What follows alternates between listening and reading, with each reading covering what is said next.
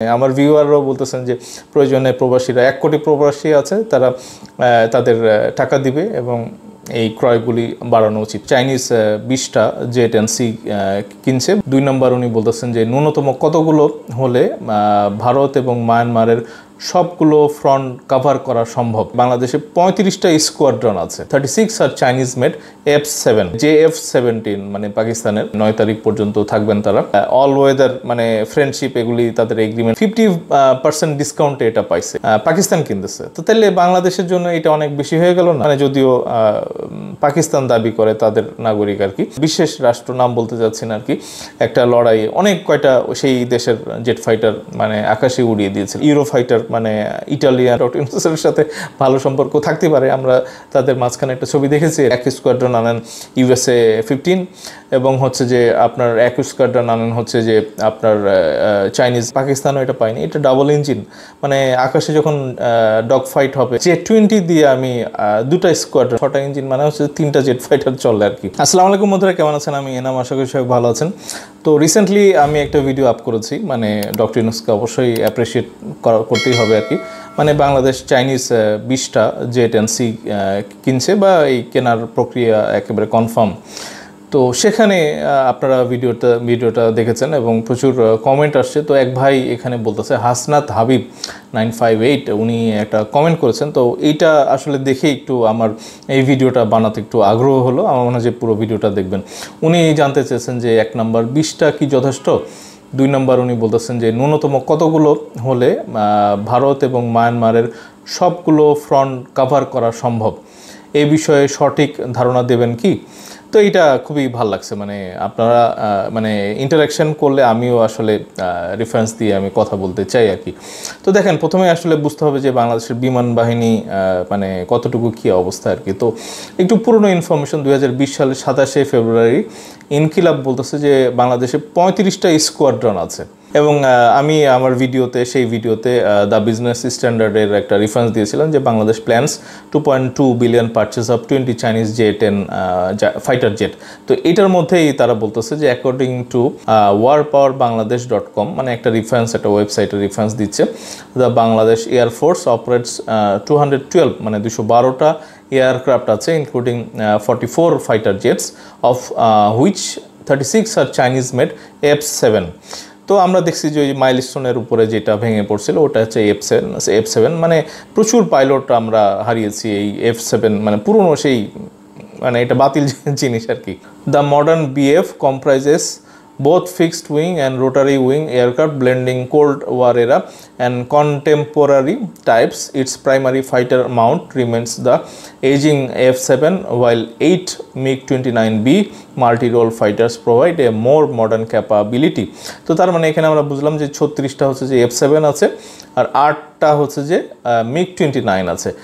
A small fleet of Russian Yak-130 aircraft is used in the light attack role. মানে ওই Yak-130 মানে এটা কী ধরনের জিনিস আমরা জানি না, মানে ট্রেনিং কিছু মানে প্লেন আছে এবং মানে হেলিকপ্টার এগুলাও এর মধ্যে ইনক্লুডেড। তো দেখেন এখানে অনেকে বলতেছেন যে JF-17 মানে পাকিস্তানের, এবং সেটা খুব একটা ভালো চয়েস হবে আর কি। মানে বিশেষ করে পাকিস্তানের একটা সামরিক ডেলিগেশন, তারা এখানে 9 তারিখ পর্যন্ত থাকবেন তারা, এবং এটা নিয়ে ওই ভারতের মিডিয়াগুলি একেবারে সোচ্চার, মানে কি জানি তারা করতেছে এগুলি, এবং পাকিস্তানের মিডিয়ারাও প্রচার করতেছে যে মানে JF-17 একটা ডিল হয়ে যেতে পারে আর কি। তো দেখেন JF-17 মানে আমরা জানি যে পাকিস্তান এবং মানে চীনের একটা জয়েন্ট ভেঞ্চার। তো এইটার আবার মেনটেনেন্সের একটা ব্যাপার স্যাপার আছে, মানে তারাই আসলে মানে চীনের কাছে বারবার ছুটে যায় এগুলো নিয়ে। তো যেহেতু আমরা চীনের সাথে চাইনিজ জেট ফাইটার নিয়ে সরাসরি ডিল করতেছি, এবং বাংলাদেশের প্রায় কিন্তু মানে 70-80 প্লাস মানে সামরিক যে ক্রয় হয় সেগুলি হচ্ছে সব চীন থেকে, এটা পাকিস্তানের ক্ষেত্র। তো তাইলে আসলে পাকিস্তান আরেকটু বেটার তাদের সাথে এগ্রিমেন্ট এবং অল ওয়েদার মানে ফ্রেন্ডশিপ এগুলি তাদের এগ্রিমেন্ট করে তারা খুব কাছিয়ে গেছে এবং এটার তারা বেনিফিটও নিয়েছে। দেখেন তারা ওই মানে J-35 মানে স্টিল তো একটা ফাইটার, ফ্লাইটে তারা নিচ্ছে। তো সেটা কিন্তু একেবারে খুব কম মূল্যে, মানে বলা হচ্ছে যে এটা প্রায় 70-80 মিলিয়ন ডলারের মধ্যে পাওয়া যায় আর কি। এবং এইটা বিভিন্ন নিউজ মিডিয়াতে বলতেছে যে তারা 50% ডিসকাউন্টে এটা পাইছে, এবং এইটা মানে সাংঘাতিক। তাহলে কি ব্যাপারটা এরকম যে তারা $35 মিলিয়ন মানে JF-35 কিনতেছে, মানে 40টা তারা অর্ডার দিয়েছে। মানে প্রথমে শুনতেছিলাম যে 30টা দিবে এবং পরে 10টা সরবরাহ করবে। এবং দেখেন বাংলাদেশ যে $2.2 বিলিয়ন মানে 20টা ক্রয় করতেছে আর কি। মানে যদিও একটা কমিটি করা হয়েছে বিমান বাহিনীর প্রধানের কে রেখে আর কি, মানে মন্ত্রণালয়ে একটা কমিটি করা হচ্ছে, তারা বার্গেন টার্গেন করবে। মানে এখনই ধরে নিচ্ছি যে রেটটা ফাইনাল না, কিন্তু অনেকে বলতেছেন যে $1.2 বিলিয়ন, এই যে $2.2 বিলিয়ন মধ্যে $1.2 বিলিয়ন হচ্ছে এটার মানে মূল্য। তো তাইলে একটার দাম কত দাঁড়াচ্ছে? তাইলে তারা কিনতেছে যে মানে 35 স্টিল ফাইটার, মানে সর্বোচ্চ একটা আধুনিক একটা ব্যাপার, মানে জেট ফাইটার পাকিস্তান কিনতেছে। তো তাহলে বাংলাদেশের জন্য এটা অনেক বেশি হয়ে গেল না? অনেকে বলতেছেন যে নতুন সরকার আসলে আবার যদি এখানে দাম বেশি থাকে আর কি, তাইলে আবার এটা রিভাইজ করার একটা মানে ব্যাপার হয়ে যেতে পারে। আমি মনে করি না রিভাইজ হবে এই জিনিসগুলি, বাট দামের বিষয়ে রিভাইজ হইতে পারে। কারণ আমার কাছে কেন জানি মনে হচ্ছে যে এক একটা ফাইটার মানে ইটস টু মাচ। এবং দেখেন এখানে আমেরিকার মানে অনেকে বলেন যে আমেরিকার মানে F-16 একটু বুড়া হয়ে গেছে আর কি, বাট F-15 মানে রিকমেন্ডেবল বাংলাদেশের জন্য। F-15 দুর্দান্ত একটা চয়েস আর কি। এবং বাংলাদেশের মোট স্কোয়াড্রন মানে বিমান বাহিনীতে আছে ইনকিলাব এরকম একটা বলতেছে যে 35টা, এবং ChatGPT-তেও আমি তাই দেখলাম যে 35টা স্কোয়াড্রন এবং 12 থেকে 24টা মানে জেট ফাইটার নিয়ে এক একটা স্কোয়াড্রন হয়। তো যেহেতু বাংলাদেশ 20টা J-10C আনতেছে, আমরা ধরে নিচ্ছি যে 10টা দিয়ে হয়তো একটা স্কোয়াড্রন বানাবে। তাহলে এমনি প্রধান কিছু মানে স্কোয়াড্রন আছে, তাতে 9টা 10টা ভিতরে নাম আসতেছে, এবং সেখানে আবার মেনটেন্যান্সও কিছু কিছু আছে আর কি। তো আমার কথা হলো যে 10টায় যদি আমি ধরি একটা স্কোয়াড্রন, আমরা যেহেতু 20টা J-10C আনতেছি, তাহলে 10টা দিয়ে একটা স্কোয়াড্রন হচ্ছে, এবং আপনি 10টা স্কোয়াড্রন বানান মানে জেট ফাইটারকে অপারেট করার জন্য আর কি। এবং মানে খুব সলিড এক্সপার্ট মানে পাইলট দিয়ে আর কি, মানে এদের ট্রেনিং দিয়ে এতটাই স্কিল বানাইতে হবে যে ভাই বিশ্বের সেরা পাইলট যেন হয়। এবং আমরা আমাদের পূর্বের যে পাইলট আছে, মানে যদিও পাকিস্তান দাবি করে তাদের নাগরিক আর কি, বাট উনি একসময় বাংলাদেশে ফিরে আসেন এবং বাংলাদেশেই মারা যান আর কি। তো মানে উনি একটা বিশেষ রাষ্ট্র, নাম বলতে যাচ্ছি না আর কি, একটা লড়াই অনেক কয়টা সেই দেশের জেট ফাইটার মানে আকাশে উড়িয়ে দিয়েছিলেন আর কি। তো বাংলাদেশের মধ্যে ওই স্পিরিট আছে, মানে ওই স্কিল আছে, বা ওই নলেজ মানে গ্যাদার করার যে ক্ষুধা, এগুলি আছে আর কি। তো আমার মনে হয় যে মানে বাংলাদেশে একটা স্কোয়াড্রন F-15ও থাকতে পারে, মানে 10টা, মানে দুটা চীন এবং আমেরিকা নিয়ে একটা যদি ব্লেন্ড করেন, ইভেন টার্কি থাকতে পারে। আমরা কিছুদিন আগে বিমান বাহিনী প্রধানকে ইউরোফাইটার মানে ইটালিয়ান একটা প্লেনের মধ্যে, জেটের মধ্যে বসা অবস্থায় ছবি দেখেছি আর কি। মানে আমি তো ভাবতেছিলাম যে আবার রাফালের মতো আবার মানে সেই প্লেন আবার কিনে নিয়ে আসে কিনা। মানে যদিও এটা শেখ হাসিনার একটা বাসনা ছিল ফ্যাসিস্ট, যে ইটালিয়ান ওই ইউরোফাইটার লাগবে তার আর কি। তো এখানে আবার দুর্নীতি আমরা দেখতে পাইতাম আর কি। তো দেখেন এখানে একটা সোর্স বলতেছে যে in October 2023 the Pentagon reported that the F-15 মানে EX মানে export version is to have a flyaway cost of $94 million per fighter। তো তাইলে আমরা তো $110 মিলিয়ন খরচের কথা বলতেছি J-10C, ওখানে $94 মিলিয়ন কথা হচ্ছে 2023। তা আমরা জানি যে ডক্টর ইউনূসের সাথে ট্রাম্পের খুব ভালো একটা সম্পর্ক যাচ্ছে এখন, সেখানে মানে প্রশাসনের ভালো সম্পর্ক যাচ্ছে, ডক্টর ইউনূসের সাথে ভালো সম্পর্ক থাকতে পারে, আমরা তাদের মাঝখানে একটা ছবি দেখেছি আর কি। তো সেখানে $94 মিলিয়ন আমার মনে হয় যে J-10Cর চাইতেও এখানে প্রাইস কম পড়তেছে। তো যাই হোক, এখানে 94 একটা তো ধারণা আমরা পাইছি, এবং এটা বার্গেন টার্গেন করে $70 মিলিয়ন বা $80 মিলিয়ন হচ্ছে J-35A। তাইলে এক স্কোয়াড্রন তো আমরা সেটাও পাইতে পারি। মানে এটা আমাদের হচ্ছে যে একটা লং টার্ম একটা প্ল্যান থাকতে হবে। মানে 100টা আপনি নিউ জেনারেশন জেট ফাইটার আপনি আনেন, এখানে এক স্কোয়াড্রন আনেন USA-15, এবং হচ্ছে যে আপনার এক স্কোয়াড্রন আনেন হচ্ছে যে আপনার চাইনিজ J-35A, এবং এইটার কনফিগারেশনও কিন্তু মারাত্মক। আমরা দেখতেছি যে মানে পঞ্চম প্রজন্মের এইটা জেট ফাইটার, মাল্টিরোল তো অবশ্যই। এবং দেখেন J-20 বলেও একটা তাদের একটা মডেল আছে, J20 ডাবল ইঞ্জিন আর কি, এবং সেটাও কিন্তু খুব একটা ভালো মানে একটা চয়েস হইতে পারে। চাইনিজরা কিন্তু আসলে J10 পাকিস্তানকেই দিয়েছে, এবং নেক্সট আমরা ভাবতেছিলাম যে বাংলাদেশে দিবে এই গত 1 বছরের মধ্যে, কিন্তু তারা অন্য কোথাও কিন্তু এটা দেয়নি। এবং আমরা রিসেন্টলি মিডল ইস্টে কিছু দেশে তারা পাঠিয়েছে বা চুক্তি করেছে, এরকম আমরা শুনতে পাচ্ছি আর কি। তো দেখেন, আমার কথা হলো যে J20 কিন্তু কাউকে দেয়নি, পাকিস্তানও এটা পায়নি। এটা ডাবল ইঞ্জিন, মানে আকাশে যখন ডগ ফাইট হবে, মানে একটা ইঞ্জিন নষ্ট হয়ে গেল, মানে ওই একটা ইঞ্জিন দিয়ে আবার কিন্তু অনেক দূর থেকে আবার এই প্লেনটা মানে ব্যাক করে আসতে পারে। এইটা ওই F7-এর মতো না যে একটা ইঞ্জিন নষ্ট হয়ে গেল, ধাবাস করে মাইলস্টোনের ঘাড়ে পড়লো আর কি। তো আমার মনে হয় যে ডাবল ইঞ্জিনের একটা চয়েস আমরা রাখতে পারি, তাহলে সেই ক্ষেত্রে J20ও থাকতে পারে। মানে J20 আপনি 1 স্কোয়াড্রন আপনার বা 2 স্কোয়াড্রন রাখেন, মানে এটা হচ্ছে যে আমার একটা মানে ইচ্ছা আর কি, যে আমি যদি সাজাতাম তাহলে J10C দিয়ে আমি একদম একটা ভালো একটা গ্রুপ আমি সাজাতাম। এবং F17 কেন আমি রাখতাম না সেটাও আমি আপনাদেরকে বলতেছি। তো আমার মনে হচ্ছে আমেরিকান USA মেড F15 একটা চয়েস থাকতে পারে।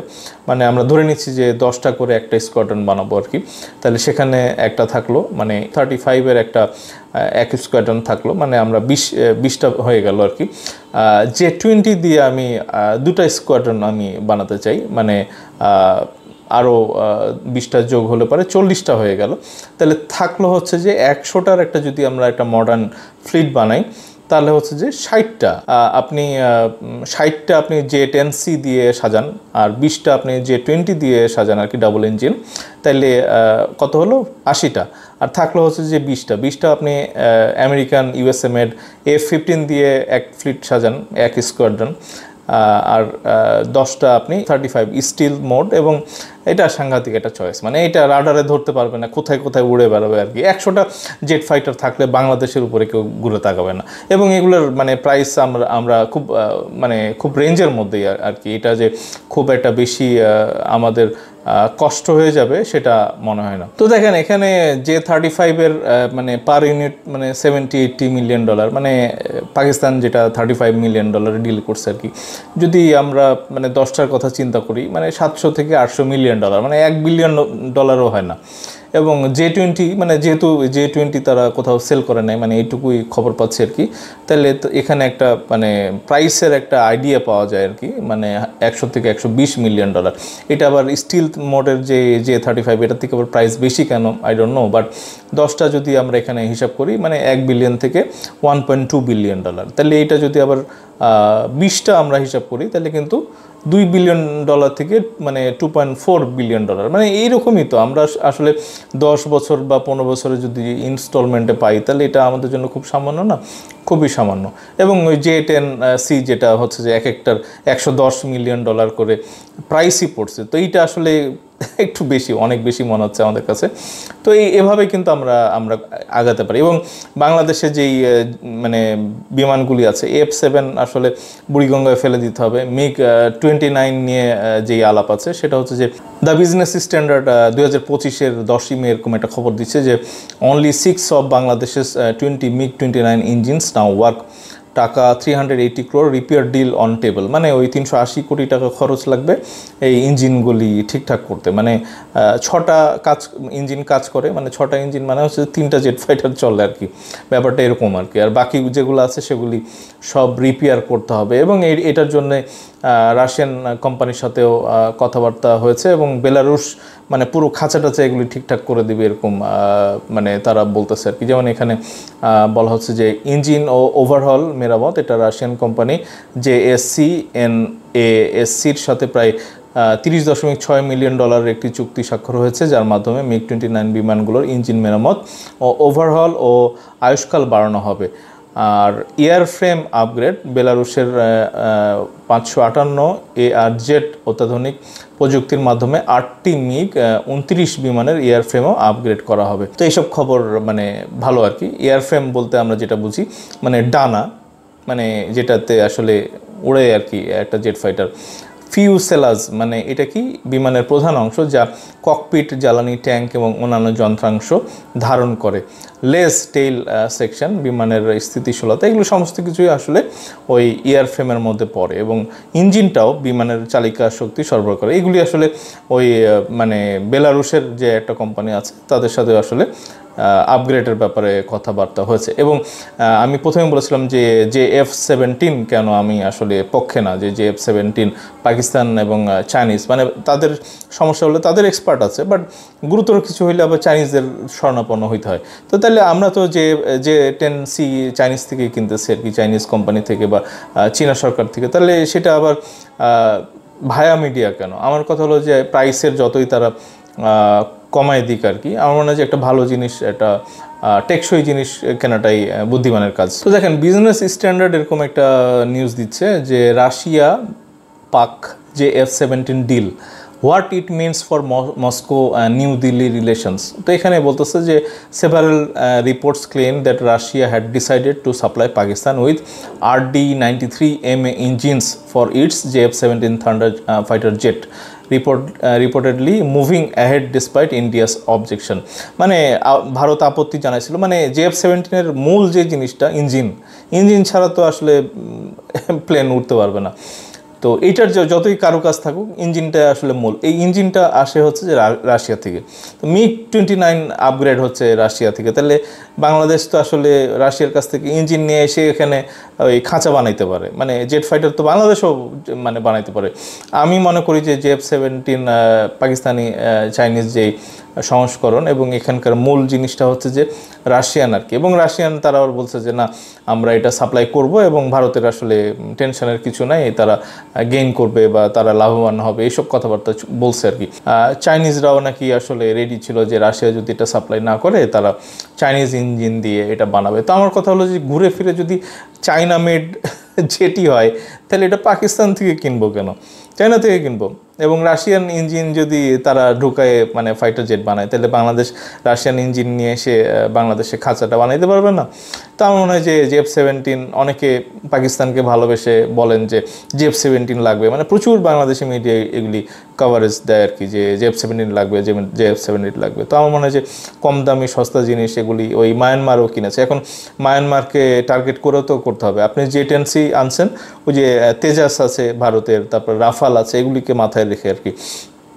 মায়ানমার কী করেছে, মায়ানমার অনেক বাংলাদেশের অনেক আগেই কথাবার্তা বলে ওই F-17 তারা নিয়ে এসেছে, এবং তাদের এখানে এই F-17 ক্র্যাশ হয়েছে, মানে আকাশ থেকে মানে যুদ্ধবিমান ধ্বংস হয়ে গেছে, এগুলি অটোমেটিক আর কি, এগুলি দেখেছে, এবং এগুলি জনগণ আসলে পর্যবেক্ষণ করে বুঝতে পারছে আর কি। মানে কথা প্রচলিত হয়ে গেছিলো যে F-17 কতটা কার্যকর আর কি। তো এখন আবার এই ডেলিগেশন আসছে বাংলাদেশে পাকিস্তানের। আমরা কোনোভাবেই চাই না যে পাকিস্তানের সাথে সব কিছু কেনেন, অসুবিধা নাই, মানে আলু, পটল, মানে মরিচ, অন্যান্য যা যা আছে যেগুলি আসতেছে আর কি, এগুলি কেনেন। বাট এই টেকনোলজিক্যাল অ্যাডভান্সড যেই দেশগুলি আছে সেখান থেকে টেকনোলজি আনেন বা ডিভাইস আনেন বা এয়ারক্রাফট আনেন, সব কিছু আনেন। আমার মনে হয় যে টেকনোলজিক্যালি আসলে উন্নত হইতে হবে, এবং সেই দেশ অবশ্যই মানে টেকনিক্যাল জিনিস প্রোভাইড করার দাবিদার। অবশ্যই পাকিস্তানকে আমরা দেখেছি যে চীনের সাহায্য ছাড়া মানে এতটা সফল হওয়ার কথা ছিল না আর কি। তো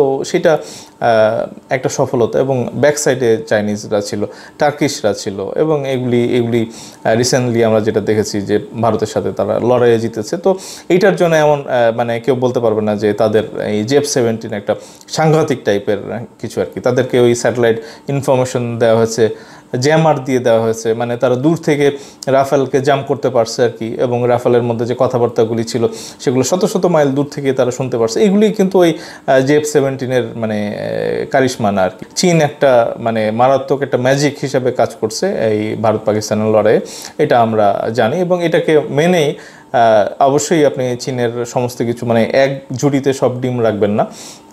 মানে অন্যান্য যে উন্নত বিশ্ব আছে, যেহেতু আমেরিকার সাথে আমাদের এক্সপোর্ট, গার্মেন্টসের এক্সপোর্ট রপ্তানি হয়, আমেরিকাকে আমাদের হাতে রাখতে হবে, এবং সেই কারণে এক স্কোয়াড্রন আমরা F-15 একটা বেস্ট একটা চয়েস হইতে পারে। মানে তারা যদি এই এয়ারক্রাফট যদি সব জায়গাতে ব্যবহার করতে দেয়, মানে তাদের আবার একটা ইস্যু থাকে যে মানে তাদের অনুমতি ছাড়া কোনো দেশের সাথে লড়াই করা যাবে না, ওইটা এগুলো যদি তারা ফ্লেক্সিবল থাকে, আমার মনে হয় যে F-15 মানে এক স্কোয়াড্রন না, 2 স্কোয়াড্রন আসতে পারে আর কি।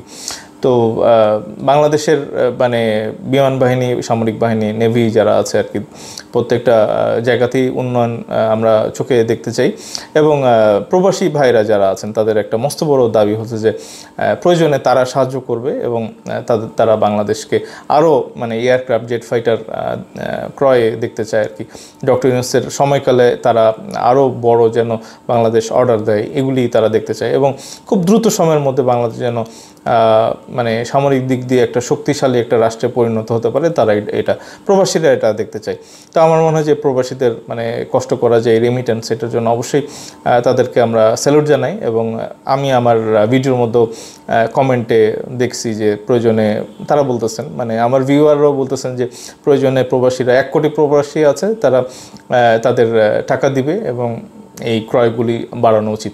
প্রচুর আমাদের ফ্লিটে আমাদের প্রচুর জেট ফাইটার আসুক এবং আকাশ প্রতিরক্ষা যেই সিস্টেম যেগুলি আছে আর কি, টার্কির সাথে বা চীনের সাথে সুন্দর একটা আকাশ মানে শক্তিশালী আকাশ প্রতিরক্ষা সিস্টেম তৈরি করা উচিত। এবং অবশ্যই অনেকে বলতেছেন যে সুপারসনিক যে হাইপারসনিক যেই মিসাইল যেগুলি আছে সেগুলি আসলে বাংলাদেশে যেন উৎপাদন করা যায়, সেটার জন্য বিদেশি রাষ্ট্র যেগুলি আছে আর কি, চীন এবং রাশিয়া, তাদের সাথেও আসলে কিন্তু বাংলাদেশের একটা জয়েন্ট ভেঞ্চার করে বাংলাদেশে কিন্তু হাইপারসনিক মিসাইল যারা যেসব দেশ তৈরি করতেছে আর কি, তাদের মধ্যে কিন্তু চলে আসা উচিত। তো বন্ধুরা, আমার মনে হয় যে বাংলাদেশ খুব মানে দ্রুত সামরিক একটা শক্তি হিসাবে বিশ্বে আবির্ভূত হবে, সেটার জন্য অবশ্যই আমরা সবাই মিলে দোয়া করব এবং সবাই মিলে কাজও করবো আর কি। মানে অবশ্যই রাজনৈতিক দলগুলোর মধ্যে মতভেদ থাকবে, মানে আমরা দেখছি যে ঐক্যমত কমিশনের মধ্যে কতটা দূরত্ব আর কি, বাট রাষ্ট্রীয় নিরাপত্তা এবং সামরিক বাহিনীর বা একটা শক্তিশালী রাষ্ট্র তৈরির জন্য যে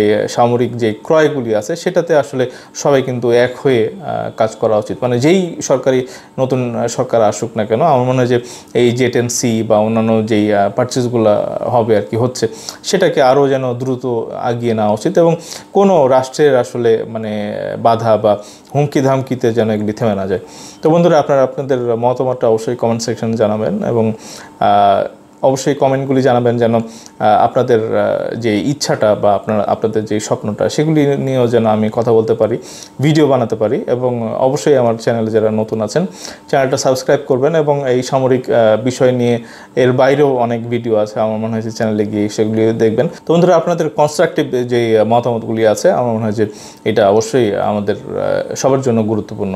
পজিটিভ নেগেটিভ যেটাই আপনার ভাবনায় আসে আমার মনে হয় যে সবার জানা উচিত এবং আমি কন্টিনিউয়াসলি আপনাদের মতামত নিয়ে ভিডিও বানাবো আর কি। নতুন বিষয়ে নিয়ে আরও ভিডিও আসতেছে, আপনারা চোখ রাখবেন এবং চ্যানেলে যারা নতুন আছেন অবশ্যই চ্যানেলটা সাবস্ক্রাইব করতে ভুলবেন না এবং ভিডিওগুলি শেয়ার করে দেবেন। শেয়ার করলে হবে যে ওই দাদাবাবু কাকাবাবুরা এগুলি দেখবে এবং জ্বলবে এবং অবশ্যই লাইক করে দেবেন আর কি। তো এখনকার মতো এটুকুই বিদায় জানাচ্ছি এবং অবশ্যই সবার জন্য দোয়া থাকলেও সবাই ভালো থাকবেন, সুস্থ থাকবেন এবং সবার মঙ্গল কামনায় এখনকার মতো বিদায় জানাচ্ছি। ধন্যবাদ সবাইকে। আসসালামু আলাইকুম।